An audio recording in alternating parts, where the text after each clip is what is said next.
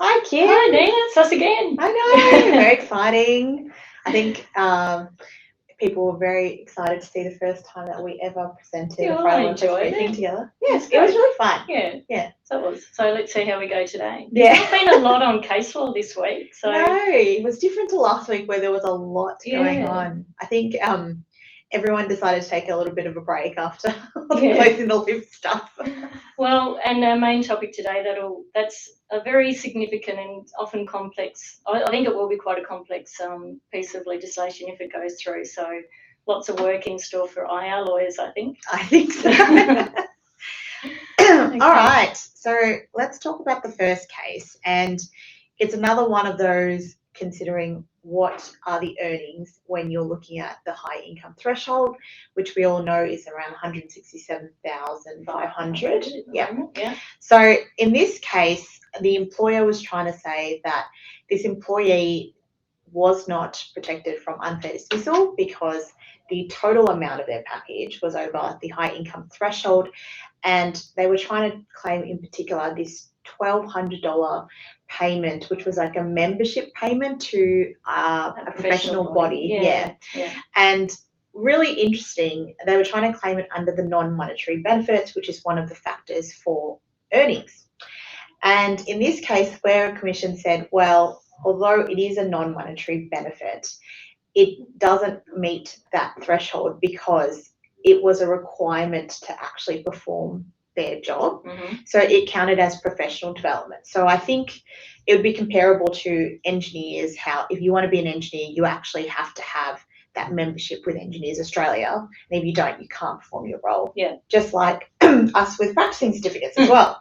So anything that would be fundamental to carrying out the role is going to be considered professional development and will not constitute earnings. Yeah. So in that case, they lost, and also because they tried to claim for bonuses, but they weren't fixed bonus amounts. It was on potential new business earnings. Okay. So it couldn't be counted either. So I think it's just a really important case.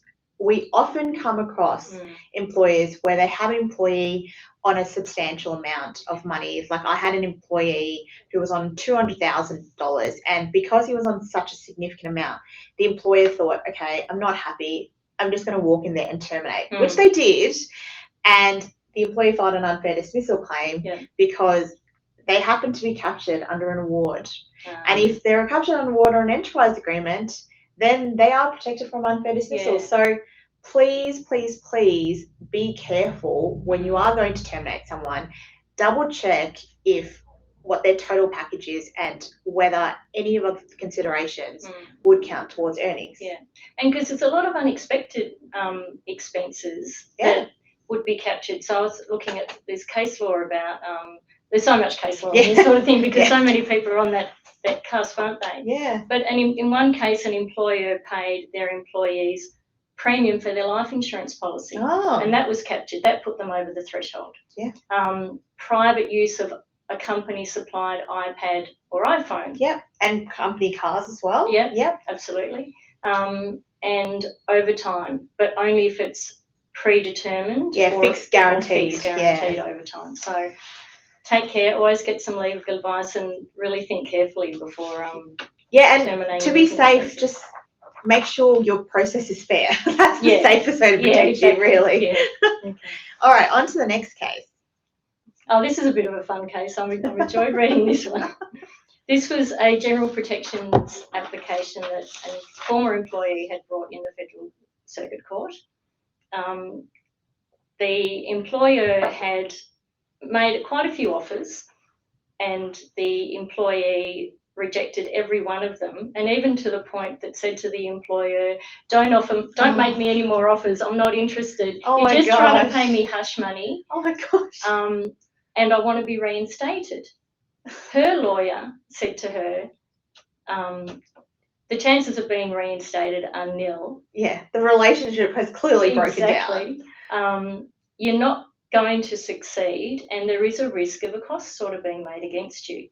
Now, that's very unlikely in this jurisdiction. It's a no-cost jurisdiction. Yeah, for all employment claims, yeah. But if a claim is brought vexatiously without reasonable cause, and if there are little prospects of success, the court may Consider cost orders, yeah.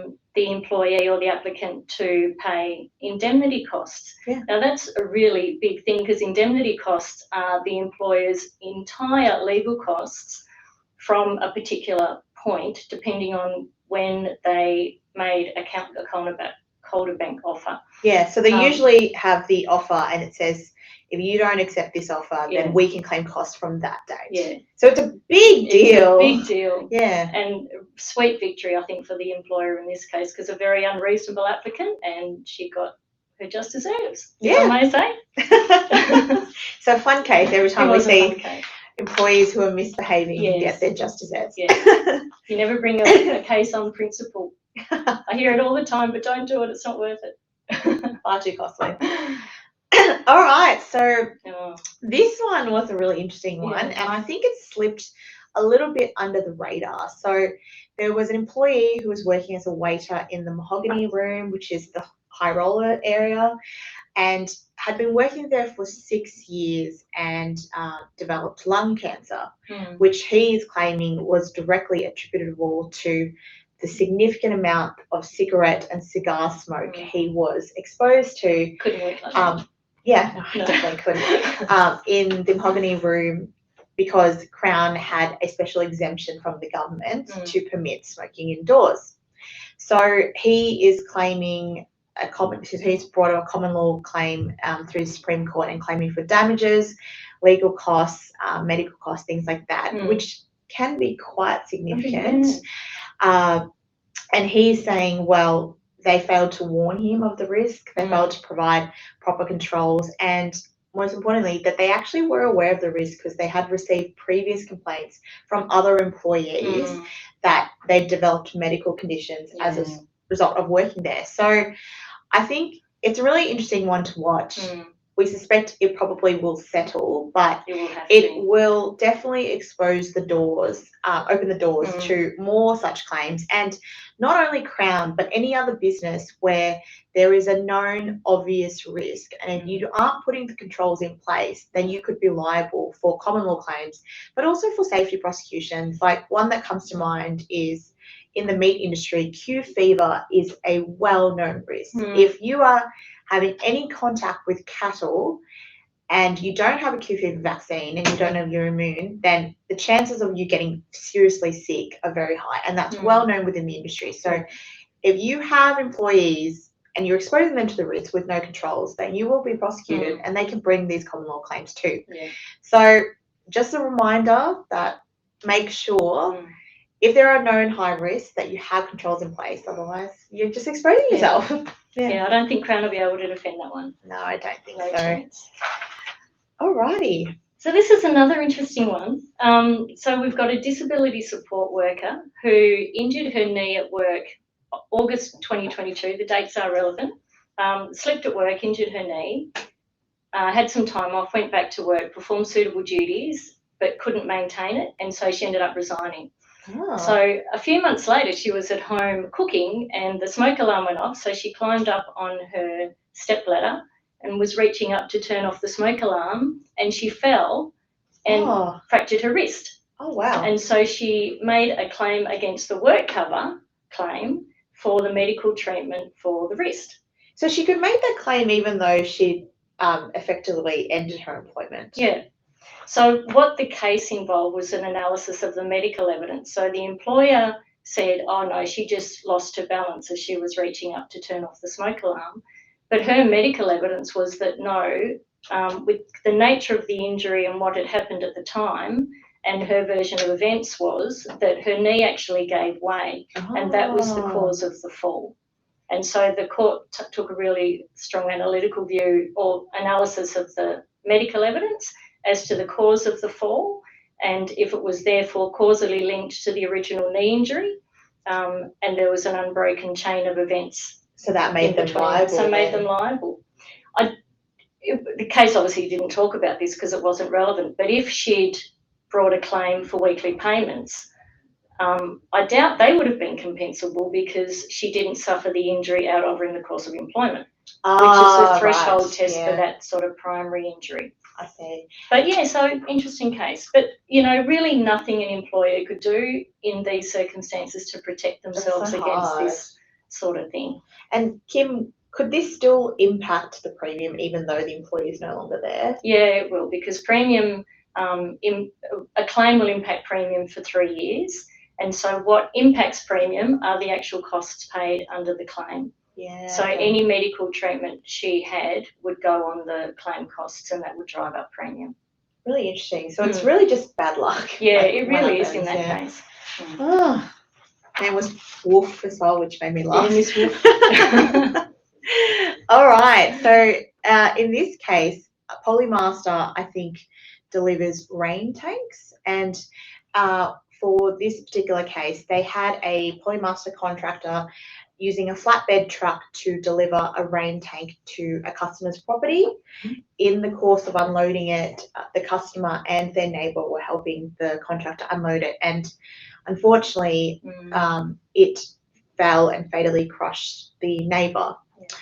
And it was not the first time something like this had happened. I think a couple of months ago, they had nearly identical incident happen. For the same employer, or surely not? Same employer, same employer.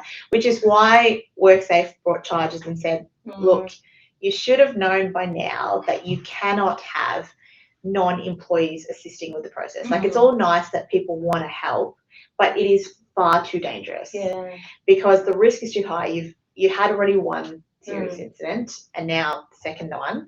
And so they really should have had some kind of mechanical system to help them with the unloading. So I think this is just a good reminder for employers that your obligations for safety don't just end at your employees and your workers and your contractors, right? That's what most of our focus is on, because that's what we see and often where people get injured. But even if you're in an office, if visitors are entering that office space, you have obligations to make sure it's safe for them. And if they get injured, while you wouldn't get a workers' compensation claim, you can have a safety prosecution over it. Yeah. Like, so any kind of risk, make sure that you're doing the risk assessments and make sure that you have the protections in place for non-employees. And a common example I see is everyone has OHS policies for your employees and your contractors, but never one for visitors. No. Yeah. No. But it's such a small fix you can have so that if something does happen and WorkSafe comes knocking, you can say, no, we've got a separate policy for visitors so that they know what their obligations are and we know what our obligations are for them as well. So don't forget about non-employees. The consequences can be just shocking. Yeah, exactly. Yeah. Okay. All right. Main topic. So another topic that we're talking about from Closing the Loopholes Bill, and this is Closing the Labour Hire Loopholes Bill. And look, I've got to refer to my notes because this is a really big one, Nina. It is. There's a lot of information. There's a lot of in this. We won't have time to go into all of it. We'll try and simplify it and make it as practical as possible.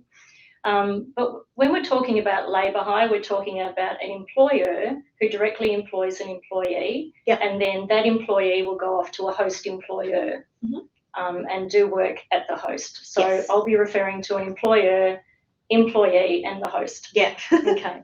So the current law relating to labour hire workers is under National Employment Standards, obviously entitled to minimum entitlements under the EES.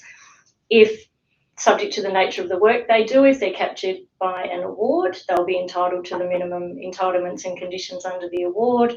And if their employer has an EA, obviously they'll be subject to that EA. Yep. But what the Labour Hire Loopholes Bill is trying to achieve is if you do the same job alongside another person, you get the same pay. Yep. So for an employee at a host, they will be entitled to the same pay and entitlements, or monetary entitlements, as the host's employee.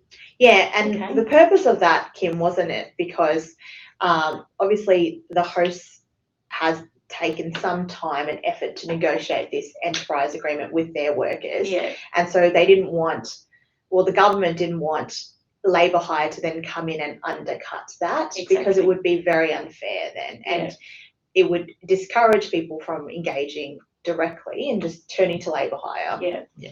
So how will apply is that the Fair Work Commission will be able to make a regulated labour hire arrangement order, which will impose on the employer to pay their employee the same as the regulated or the host's employees. If that makes sense. The same rate, full rate of pay. Full rate of pay. And so that includes pay rates, penalty rates, overtime rates, bonuses and incentives. Obviously not annual leave or anything like that because they already receive that from their employer. Yep. But in terms of monetary rates at the host, they will be entitled to all of that in circumstances where the host has an enterprise agreement or industrial instrument. They will be paid under the host's or need to be paid by their employer under the host's EA terms. Yeah, so to be clear though, they're not covered by the EA. No. It's just that they have to be paid that same full rate of pay. I think it's called a protected rate of pay or something like that. Yeah. And it includes loadings as well. So it's just to make sure that Kim's right for monetary purposes, because we were having a debate before as to whether it would include entitlements like leave or things like that, but it wouldn't because that is not that's an employee entitlement. Yeah, exactly. Yeah. And so that's different. Like the host would the employer in this case would already be providing the leave entitlements and things like that. That's right. It's just making sure that the rate of pay is the same. Yeah.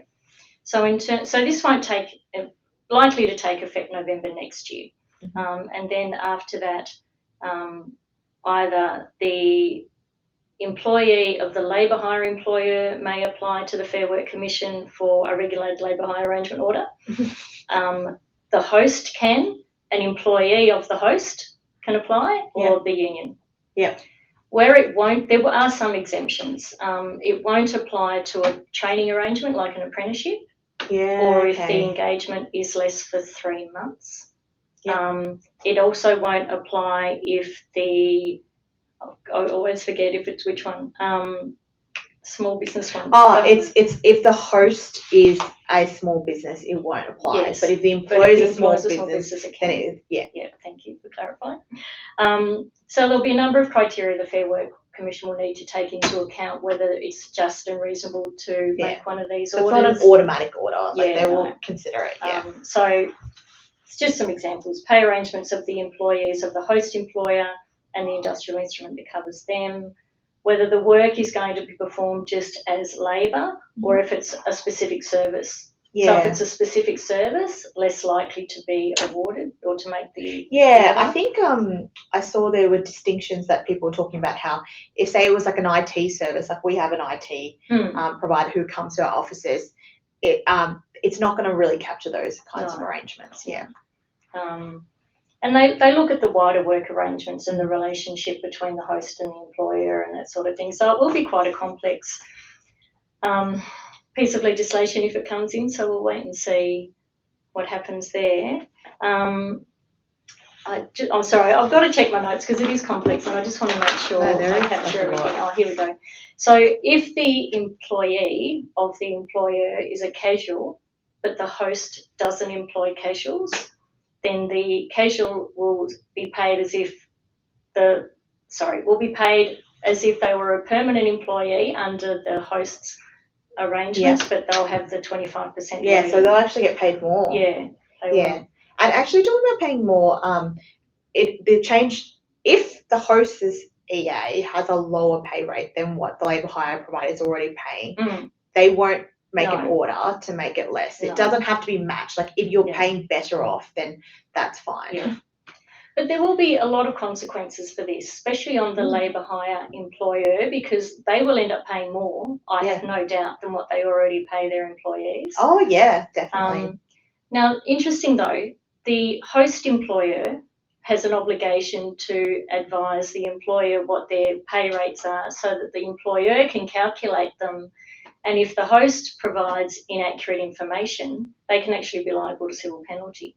Yeah, and I think the legislation has said like in those cases where the mistake has been on the host, then the employer won't be liable at all. Yeah. So it forces them to work together, which I think is good. So there we go. We'll see how it all unfolds. Look, Don't think it will be that big a change. Like we've heard about it with the PALM scheme, which is the federal government scheme where workers from overseas are being brought in through labour hire, and that already has requirements for same pay parity. So I think all this talk and commentary about, oh, this is going to be huge changes, I don't think it's going to affect that many labour hire providers because most of them are already having to do this and have already had to take those steps. And by November 2024, I think it would only be a few small exceptions who haven't jumped on that boat. Yeah. There you go.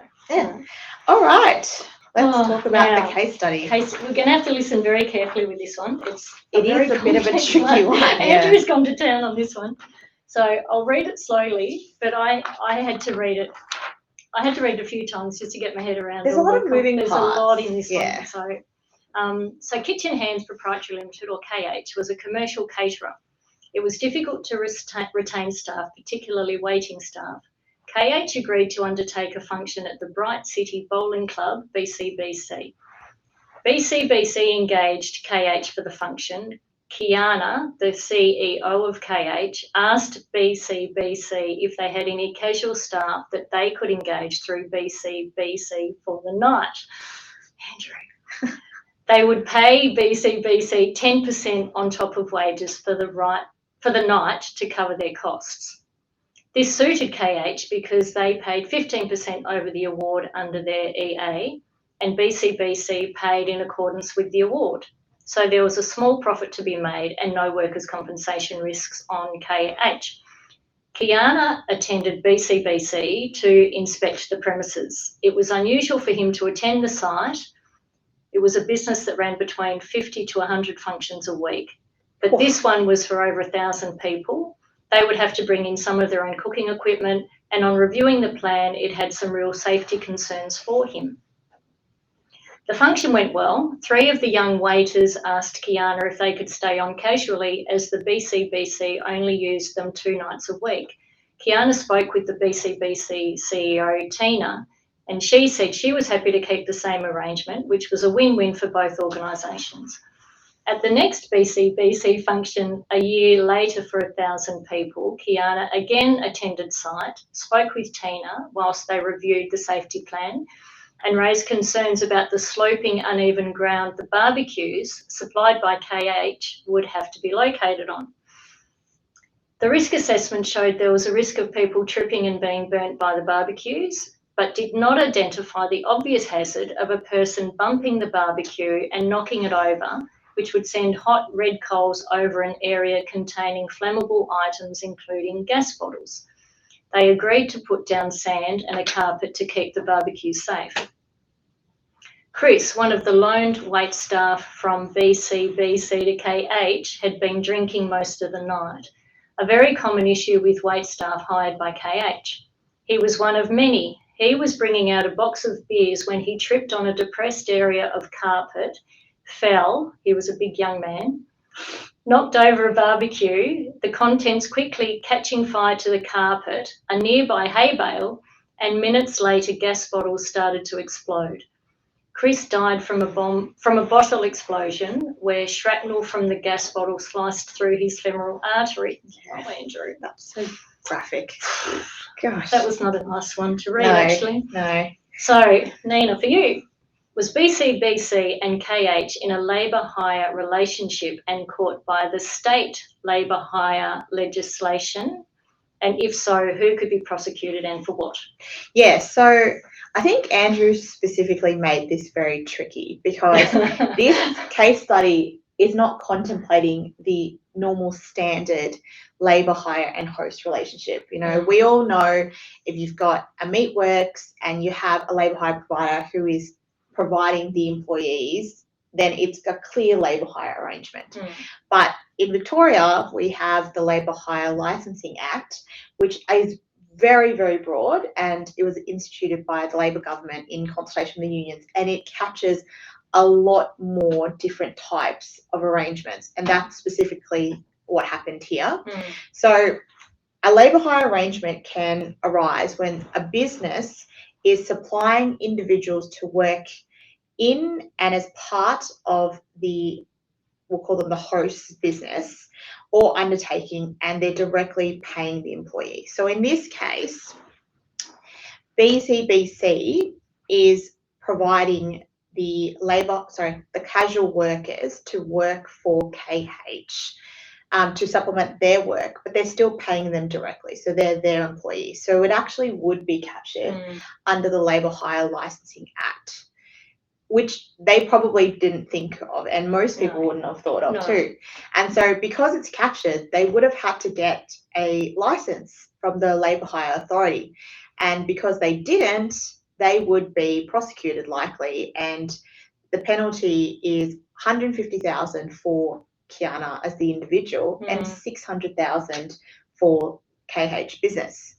On the other hand, BCBC is also liable because flip that around. BCBC was the one. So they're the ones who should have done the license. But KH, as the one who is engaging BCBC as the labour hire provider, is also in breach because you cannot engage a labour hire provider that is unlicensed, and you are up for the exact same penalties as well. So $600K, $150,000. So I think it's just really tricky of Andrew to put it in here, but I would strongly recommend that you review your arrangements, because if you are supplying any employees to other companies and they're involved in operational requirements, so they're actually doing things within the business, then there is a potential that they could be captured under these rules. Not so much if it was like a secondment, like a temporary arrangement, or if it was a consultancy thing where they were coming in to more advise on the operations. But if there's an operational role, then there is a real potential it could be captured. Yeah. Okay. All right. Nice. So Kim, under Closing the Loop, would Chris and his cohort of BCBC workers be able to make an application to the Fair Work Commission for a protected rate of pay? Yes, they would, but it would have to be for an engagement longer than 3 months. If it was less than 3 months, then that falls within the exceptions of the Loopholes Bill. Cool. Okay. And then would KH be liable for a family death benefit claim under the Wrongs Act? No, because KH are not the primary employer, but BCBC would be. But BCBC would join KH, and then KH would seek to rely on their public liability insurance, but the insurer may not indemnify them because they're operating under an illegal contract. Nice. Okay, last one. Safety one for you, Nina. Who would be liable under safety law, if at all, and why? I think they both would be. So there's a common misunderstanding that labour hire and hosts can kind of separate what their duties are, and there's been changes to get around that. Specifically, that if you have labour hire employees, they're deemed to be employees for the purposes of the host employer's safety obligations. So you're actually supposed to consult with each other. So in this case, the risk assessment was terribly done, didn't account for the major risk. And they allowed the barbecue to so easily be knocked over. It was next to flammable gas bottles, which should never be the case. So there's high risk, no controls done to address it. And they also permitted drunk people to be around. They didn't put controls around that as well. Remember, safety law, you have to account for stupid people. So no, seriously, I did a training and I was like, you have to. It doesn't matter if they do the wrong thing. Like you have to put controls to protect them from it. So there's a high risk that they'd be guilty of reckless endangerment for being indifferent to the risk and not putting controls in place. All right. Okay, got through it. Yeah. So break next week because of the public holiday, and you and Andrew are both away next week. You're heading off to Vietnam, you lucky thing, for almost a couple of weeks. So we won't see Nina for a little while, unfortunately. Andrew and you next time. We will miss you very much. Oh, thank you. Very much. Give us a thumbs up so that we can know that we're doing well without Andrew. Yeah.